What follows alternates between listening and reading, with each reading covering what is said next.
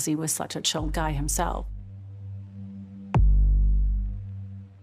When the children were young, we only had a family computer in the kitchen, and that was obviously easier to hear and see what was happening. As Breck got older, he earned the responsibility and he had his own computer in his room. The door was always open and I could hear what was happening. I could see what was happening. Breck had 3 screens. One would be all the players, what their names were. Then you'd have the action screen, and then on the other side you'd have messages popping up, and it was so cool. I could understand why Breck liked to game this way. But I didn't realize the danger that he was up against.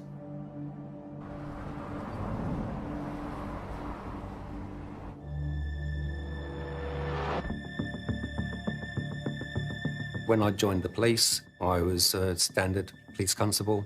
Did that for a number of years. And then, as I was working with Essex Police, I got involved viewing images that were being shared online. And then, as my knowledge and my skills grew, I joined the Digital Forensics Unit with Essex Police in 2008. There is no accounting for what people look at, what people are interested in, what groups they will take part in. It became quite evident to me that there's a sort of full range of how people behave and how they would disassociate themselves from what they're doing online to how they would work in real life. I could hear what everyone was saying, and I recognized all of the voices, but I remember literally the day that I heard a deeper sounding voice. And it did not sound like someone who was 13, 14, 15, the age of his friends. It sounded like someone older, an adult. And I immediately, in my head, was concerned. I pictured some creepy 40-year-old guy behind a screen hoping to entice some boy into doing something sexual.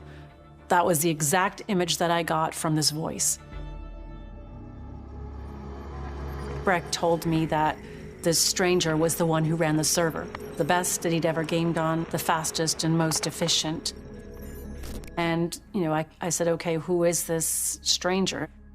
Breck told me all about this new friend. He told me he was 17, he had an amazing job in New York City. He was working for the US government on contract and worked his own hours. He told me his name. I never knew the name Newer Stains. I had no idea who that was. He was talked of as a computer engineer, as having a very successful business, saying that he was like a covert operative. And so